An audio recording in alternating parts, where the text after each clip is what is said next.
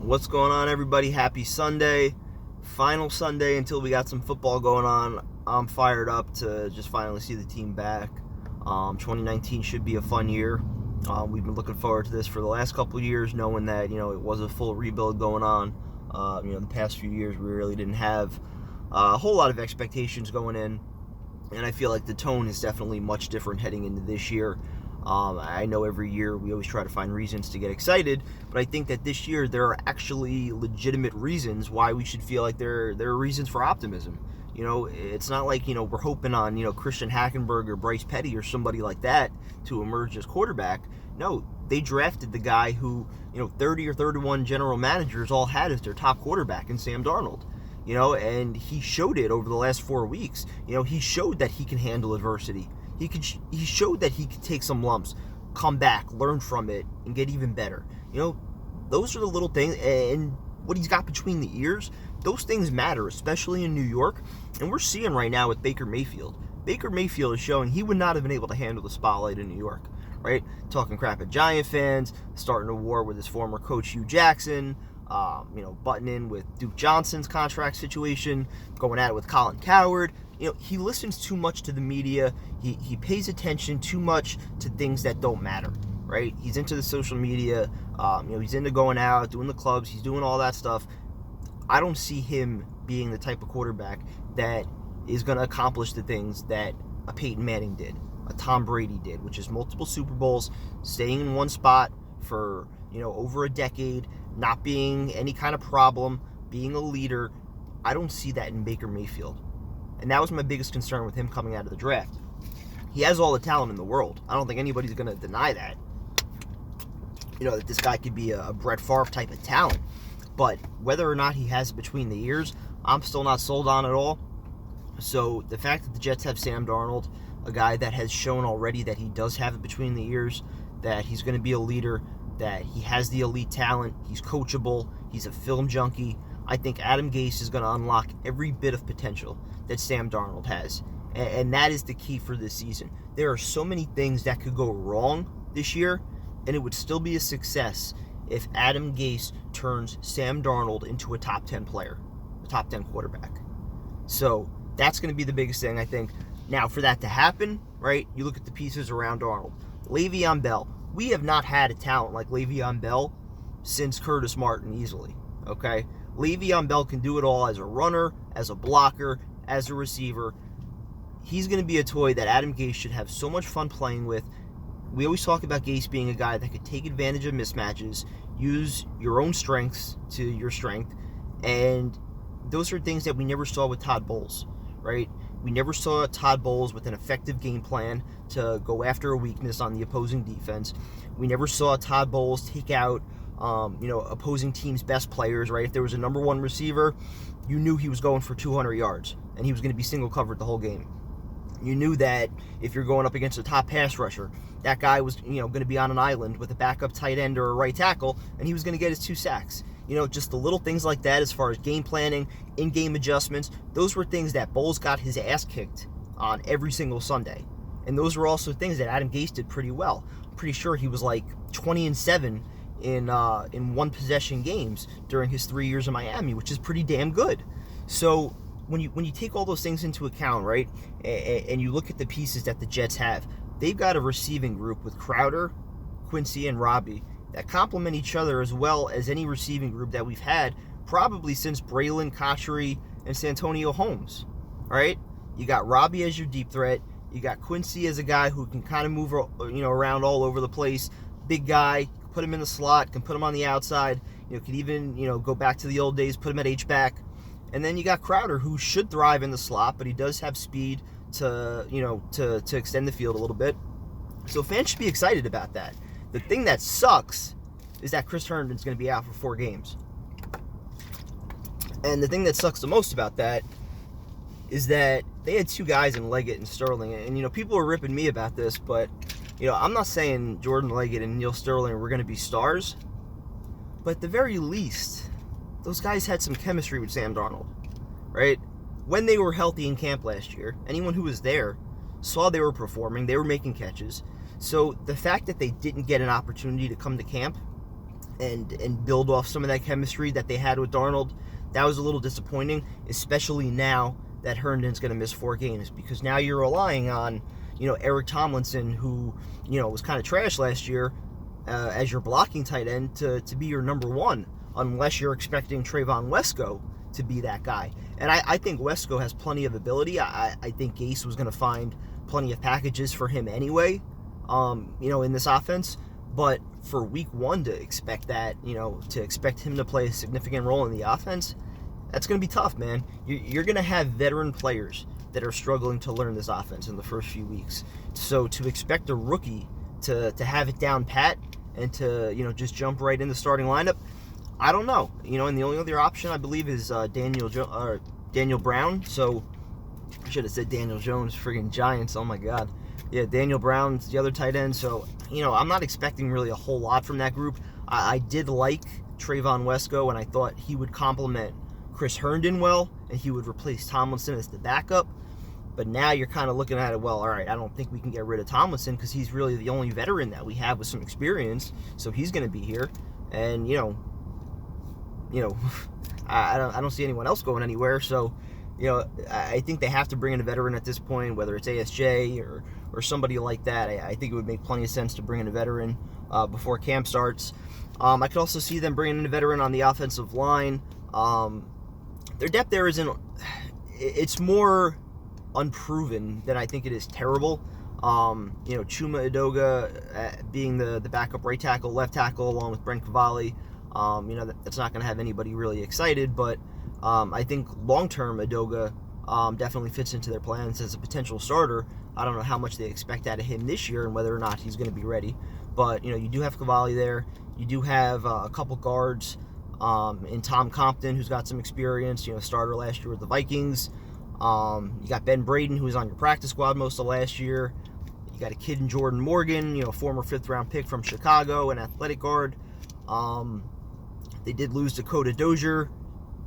So, the depth is a little bit of a concern. I would like to see them at least add one more veteran, especially a guy that can play center.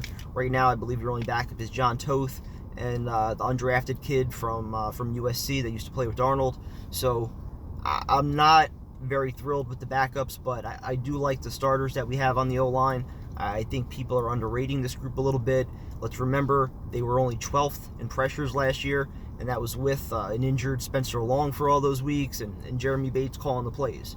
So, if the offensive line was that bad, I don't think Sam Darnold would have been number 1 in QBR over the final 4 weeks of the season if they were that terrible, right? And that's, again, with Jeremy Bates calling the plays.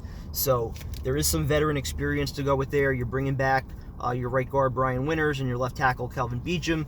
And Kalichi Osemele, I think he was the bully that they needed on the O-line.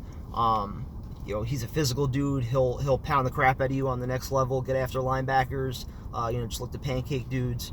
I think his veteran presence and his mean streak was much needed. You have a franchise quarterback, you got to protect him at all costs. So that was a huge addition.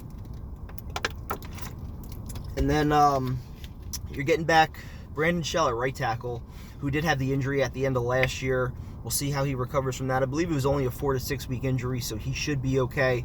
And then the other spot being center, which still has a lot of fans worried. But again, Jonathan Harrison was the starting center when Sam Darnold was playing his best football last year. So if we're trying to find reasons for a little bit of optimism there at some positions where maybe we're a little weaker, that would be it. Going over to the defensive side, Greg Williams, I think he's going to be a man possessed this summer. I think he sees the talent that this defense has. I think it's clear, obviously, that the past few years, as I already touched on with Bowles, they have drastically underperformed with this defense. We've already heard, some defensive linemen come out and talk about how it was more of like a read and react type of pursuit on the front seven, whereas now, with Greg Williams, it's more about, pin your ears back and go. Get after the quarterback by any means necessary. And I think that's going to mean great things for the secondary when you have Quinnen Williams and Leo, just getting tons of penetration up the middle. that's what teams talk about nowadays on defense, getting that interior pressure more so than that outside rush. And we all know the Jets haven't had that outside speed rusher in forever. And I think a lot of people were hoping for a guy like Josh Allen in the first round this year to solve that. But if Quinnen Williams could be, even 75, 80% of what Aaron Donald is, and if that also unlocks the potential that Leo has shown he has, but hasn't really put together consistently, well, now you have that 1-2 punch coming up the middle with guys like Jordan Jenkins, coming around the edge, with guys like Jachai Polite, who hopefully is able to contribute as a rookie coming off the edge. You brought back Brandon Copeland, Frankie Louvu, just some of those role players. And you still have Henry Anderson as well, who's another versatile piece that you can move around. And you added C.J. Mosley, you're bringing back Avery Williamson. So the front seven should be pretty dominant, I think. The big question mark is going to be Jachai Polite. I think he has the chance to be the biggest difference maker on this defense. If he is, an 8 to 10 sack guy, or even better, if he helps to turn Jordan Jenkins, who was an 8 sack guy last year, into a double-digit sack guy. I think Jachai Polite has a real big opportunity to make a big impact on this defense. And then you look over to the secondary. Still a little bit concerned about corner. I'm not sure what they're doing, why they haven't brought in Mo Claiborne or somebody else yet, but there are some young guys there to get excited about.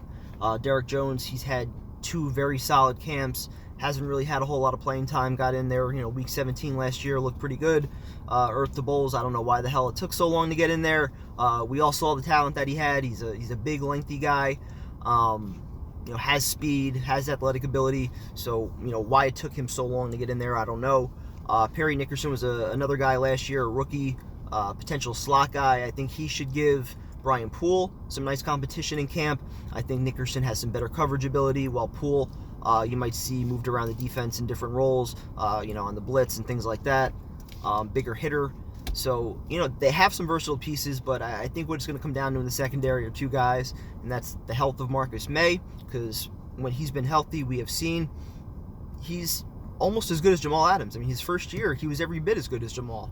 And then I think year 2, Jamal kind of took that leap, became that all-pro talent, and unfortunately, Marcus May was only on the field for a handful of games last year. So I'm not ready to put the injury bust label on him yet, only because he did play 16 games his first year, so I think that would be a little bit unfair.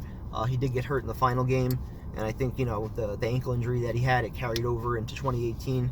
So I'm willing to give him, another year and see how things go. He's obviously, I wouldn't say an elite talent, but a very good talent at safety that complements Jamal Adams very well, a guy who can play on the back end, high end safety. So I think they need that cover type safety to go with Jamal, who you could really put anywhere in the box and let him do his thing. So that's the one guy, and then the other guy would be Tremaine Johnson. Obviously, they're paying him a ton of money. I don't think Bowles really used him to the best of his abilities last year. Had him playing, 10 yards off the ball, a handful of times. So I'm hoping that Greg Williams gets him back to where he used to be when he was with the Rams. They do have some familiarity with each other. So, get him back to press coverage, let him use his length, let him use his strength and size, and, hopefully the talent, again, that's going to be around him, the 2 safeties, and what we have in the front 7, that'll be enough to allow him to thrive. So, even if he's not a dominant number 1, if he's close to, middle of the pack number 1, low end number 1, and you're getting some good production out of Darryl Roberts, I think you'll probably take that. Beyond that, there isn't really a whole lot there at corner, which is why I want them to add Mo Claiborne. Maybe they're hoping for a guy like Arthur Millette or somebody else to step up, claim some depth. But either way, guys, we are just a few days away from training camp, so I could not be any more fired up. Just a reminder that we're going to be there at camp every single day, getting footage. I'll try and upload it as soon as I can here onto the YouTube page. We'll try and do some Q&As. I always usually set that up on the Instagram page. Tyson always has a whole bunch of stuff going on Twitter, and then Joe on Facebook. So make sure you guys are following. Exciting time to be a Jet fan, and I'm not just saying that because I'm a Jet fan. I'm saying it because there are actually reasons to be excited this year, right? We've been waiting for 2019 for a while. We knew the rebuild. We knew it was going to take a little while to get some of the pieces in place. The pieces are finally in place. The quarterback's in place. The new GM, hopefully he's going to be the guy. I still love my boy Mikey Mack. Hopefully, he's doing well. But hopefully Joe Douglas, gets this thing to the next level. Hopefully Adam Gase is the right coach to elevate Sam Darnold, and we all have some fun this year. So go Jets. Talk to you guys soon. Enjoy the rest of your weekend.